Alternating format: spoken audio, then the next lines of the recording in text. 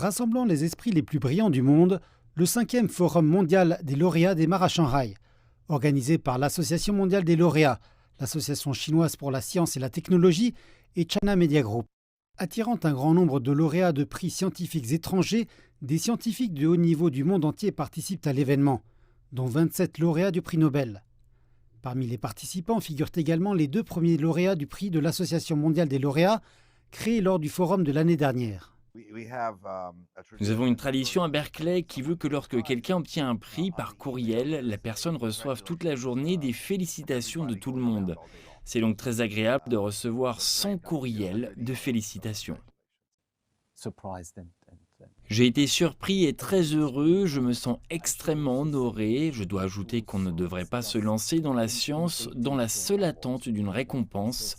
La science par elle-même est très gratifiante. C'est un formidable privilège de faire de la science. L'Association mondiale des lauréats affirme que les prix distinguent des scientifiques véritablement exceptionnels, mais qui n'ont pas encore reçu de reconnaissance internationale pour leur réalisation.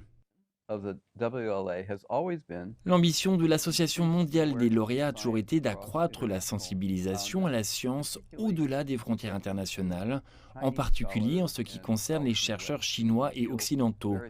Nous sommes convaincus que, quelles que soient les différences politiques, la science est une communauté internationale ouverte et que le libre-échange d'idées et de personnes à travers ces frontières est très important pour le progrès de la science.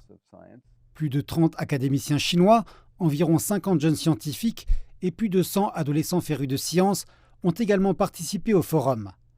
Les intervenants ont partagé les derniers développements dans leurs domaines respectifs et les scientifiques étrangers ont salué la coopération accrue avec les scientifiques chinois.